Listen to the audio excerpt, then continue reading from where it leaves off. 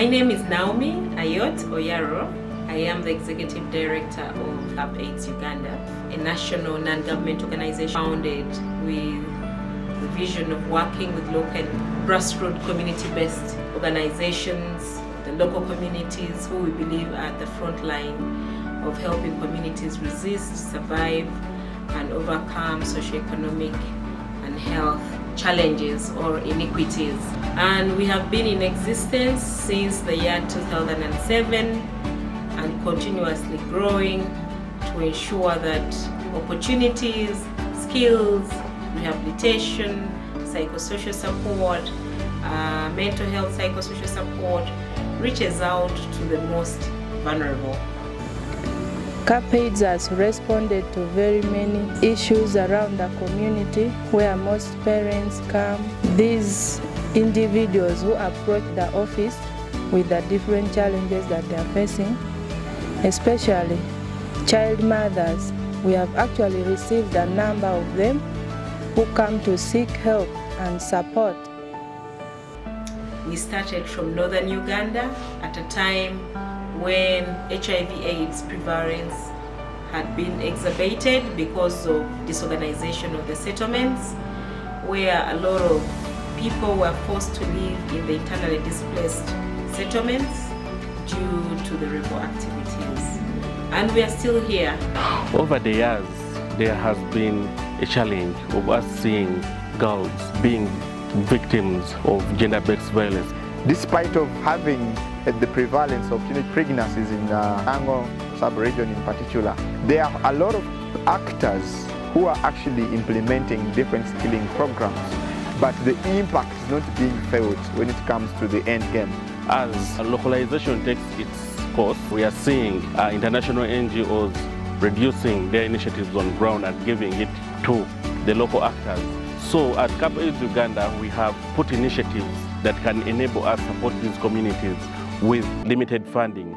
Looking at the grassroots self-help structures, as CAPAIDS, we believe that we are not the experts. We believe that we have experts in the community. Currently, we are having a new lot that were recruited and started in July. Right now, they have only spent 3 months, but you see there is a big change in their lives, and it's always a positive change. I am very excited about youth and children's ministry, especially about the next generation. And so the life that the youth have now and the young children have now is of a big concern to me. So everywhere you go, the world over, the young people are faced with many challenges.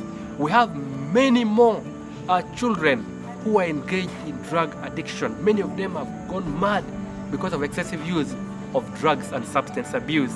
Many of them are young mothers, children, carrying babies on their laps. And so I was very excited to know that we have young people here who have been rescued from their communities and they have been brought here. Some of them are child mothers, some of them have gone through a hard time in life and they have been rescued. They're here. They're learning many vocational skills I have seen for myself.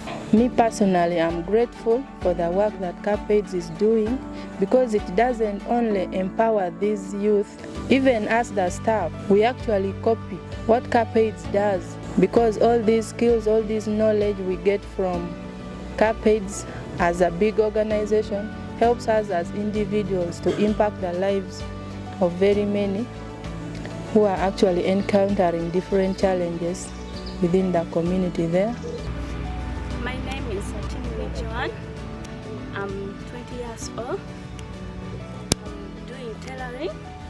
I'm so proud of CAPAIDS Uganda. Not only us, but they are empowering a lot of girls outside there. And there are a lot of girls that they have been helped, they have been empowered, and they are doing well out there. They are empowering us that when we go out there, we shall be able to make our own money. We shall become self-reliant, independent but not dependent, that we could not even go somewhere there to borrow money. At least 2,000 a day, I will not miss it. At the present Harvey's Home of Hope, we deploy the 3R approach, which is rescue, rehabilitation, and restoration. But what we are doing at the Home of Hope here, we rescue them from the communities where they are. We rehabilitate them through the skilling programs that they undertake, and also the psychosocial support that we give them. Mainly in this, we create a space where they are free to share what they have gone through in the community, and also have counseling sections where we counsel them and give them a purpose, mostly those who have lost it, and resettle them back to their community. The restoration is through social enterprise training and activities. It's through vocational skilling activities at the Home of Hope. It's through mental health, psychosocial support, and continued mentoring and coaching. So this rehabilitation is actually helping them to tackle such issues, especially when they are trained. They are always in position to support themselves. They become self-reliant. Under the livelihood program, we also train these young girls and women. They are able to learn how to raise chicken, vegetables. For example, cabbages.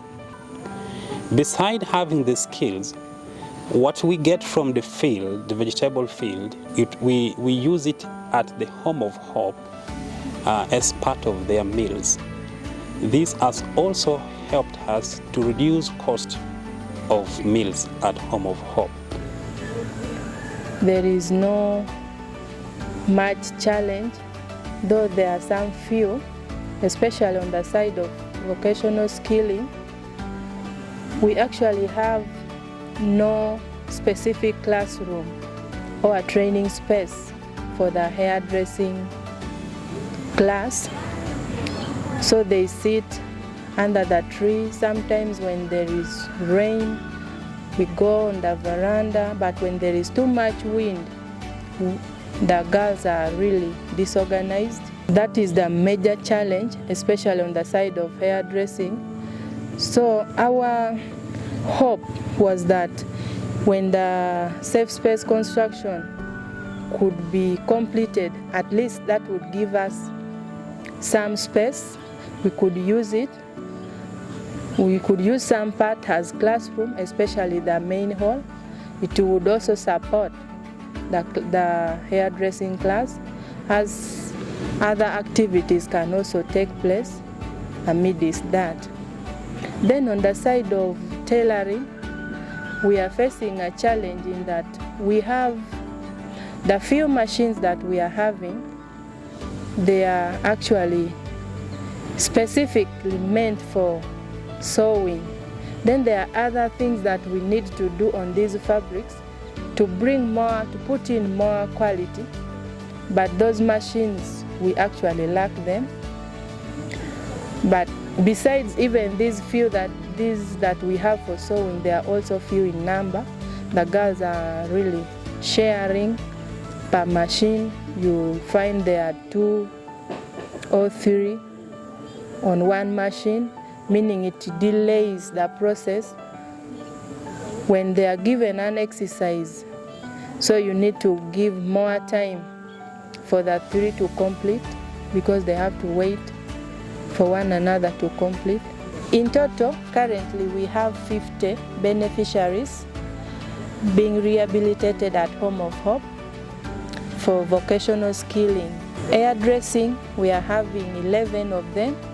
The 11 are doing hairdressing, 39 are doing tailoring. So out of these 50, we are having only 20 beds. The beds that we have can accommodate only 20 beneficiaries, and yet we have 50, meaning the rest, others are coming from out.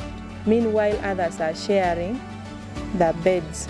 Besides the beds being not enough, even the room, even if we are to add more beds, we shall still lack space. That one still takes me back to the completion of safe space construction for the betterment of our rehabilitation center. When we are resettling them back after about 6 months at the Home of Hope, they are able to go back with a skill, with an opportunity, with knowledge to live safe livelihoods. CAPAIDS Uganda is working countrywide through the various strategic networks that we coordinate as a secretariat, but specifically from the founding perspective, we have been looking at the most vulnerable communities, and we started with northern Uganda. We were looking at communities affected by the war, the rebel activities. We concentrated a lot on the girl child and young mothers and the grandmothers as well. Now, depending on the level of catch-up, of learning, of healing, we've had a few cases who take up to 1 year, but at least we've been able to graduate off 50 adolescents and young mothers on an annual basis. We are calling the philanthropist world to come and collaborate with us for an intentional and genuine devotion.